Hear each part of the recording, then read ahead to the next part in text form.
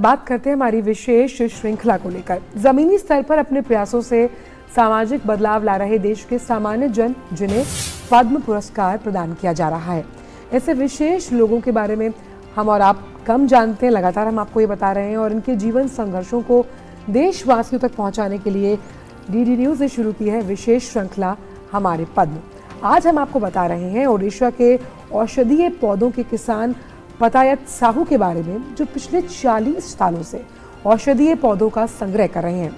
पतायत साहू बिना केमिकल के तैयार औषधीय पौधों से पारंपरिक चिकित्सा की जो पद्धति है, उससे लोगों का मुफ्त इलाज करते हैं। ये देखते हैं खास रिपोर्ट।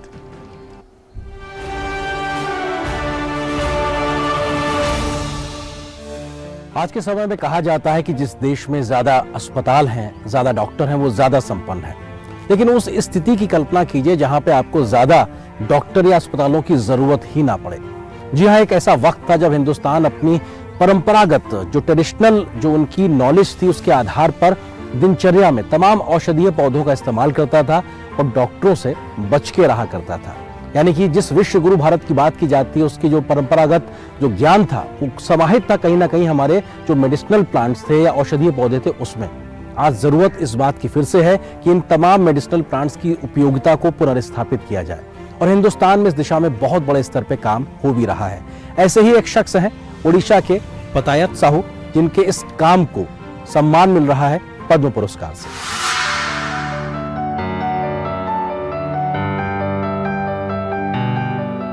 साधारण व्यक्तित्व लेकिन असाधारण कार्य, ये है ओडिशा के कालाहांडी जिले के नांदोल गांव के पतायत साहू, जिन्होंने करीब 1.5 एकड़ जमीन में 3000 से ज्यादा औषधीय पौधे लगा रखे हैं। यही नहीं, पतायत साहू ने अपने औषधीय पौधों का दस्तावेज भी बना रखा है। पिछले 40 सालों से वे इन पौधों का संग्रह कर रहे हैं। 500 पौधे उन्होंने देश के विभिन्न हिस्सों से एकत्रित किए तथा अन्य कालाहांडी के जंगलों से। इनमें से कितने ही पौधे दुर्लभ हैं, जिन्हें बचाने के वे प्रयास कर रहे हैं। पुरातन परंपरा आयुर्वेदिक, हमारे पूर्वज इस पारंपरिक प्रणाली का अभ्यास कर रहे थे। हमारे राजाओं ने इन तरीकों को संभाल के रखा था। आयुर्वेद ने मेरा ध्यान खींचा है। हमें विलुप्त होती किस्मों को बचाना होगा। आज अधिक से अधिक लोग आयुर्वेद पर भरोसा जता रहे हैं और इस पारंपरिक चिकित्सा पद्धति की ओर आकर्षित हो रहे हैं।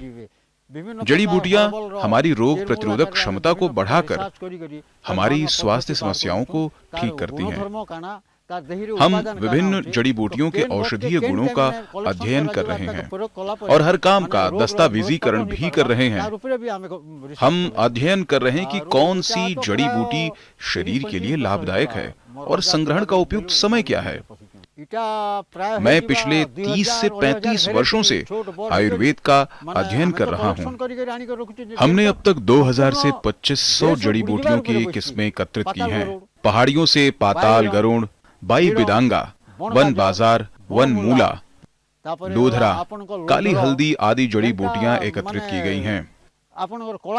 ये लगभग विलुप्त हो चुकी हैं। हम इन किस्मों को आने वाली पीढ़ियों के लिए संरक्षित रखने की कोशिश कर रहे हैं। हम कलामी हाइब्रिड भी कर रहे हैं। इससे हमें आने वाली पीढ़ियों के लिए विलुप्त हो रही किस्मों को संरक्षित करने में मदद मिलेगी।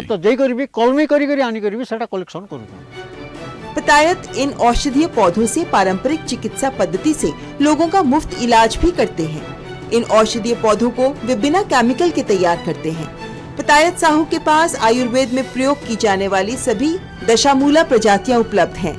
600-700 वैद्यों का संगठन अश्विनी कुमार कालाहांडी संघ के साथ मिलकर वे कालाहांडी के जंगलों में दुर्लभ औषधीय पौधे संरक्षित करने में जुटे हैं। साथ ही विभिन्न जड़ी बूटियों के औषधीय गुणों का अध्ययन कर उसका दस्तावेजीकरण भी कर रहे हैं और इस काम के लिए एक हर्बल रिसर्च सेंटर स्थापित करना चाहते हैं। पतायत साहू जी जो कि उड़ीसा से हैं, पहले उनको शुभकामनाएं देता हूं कि भारत सरकार ने उनको उनके कार्य के लिए पद्मश्री से उनको नवाजा है। जिस प्रकार का कार्य वो कर रहे हैं जड़ी बूटियों को उगाने का, और उस जड़ी बूटियों के माध्यम से वो लोगों की वहाँ चिकित्सा कर रहे हैं, क्योंकि जड़ी बूटी का उनको ज्ञान है कि कौन कौन सी जड़ी बूटी किस रोग में काम आती है, किसानों को ज़्यादा से ज़्यादा बताएं, उससे किसानों की इनकम जो है ना कि दोगुनी होगी लेकिन 5-6 गुना बढ़ जाएगी, और वो अच्छी जड़ी बूटियाँ ना कि उड़ीसा में पूरे देश में लोगों को मिलें, जिससे आयुर्वेद की औषधियाँ बहुत अच्छी किस्म की औषधियाँ बनेंगी, वैद्य समाज को, इंडस्ट्री को बहुत फायदा होगा। आयुर्वेद को दुनिया भर में स्वीकृत चिकित्सा की सबसे प्राचीन पारंपरिक प्रणालियों में से एक माना जाता है। आयुर्वेद की उत्पत्ति वैदिक काल से मानी जाती है। अथर्ववेद और ऋग्वेद में रोगों और औषधीय पौधों के बारे में उल्लेख है।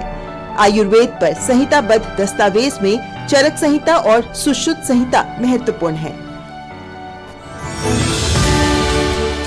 औषधीय पौधों के किसान पतायत साहू को पद्मश्री पुरस्कार के लिए हार्दिक बधाई।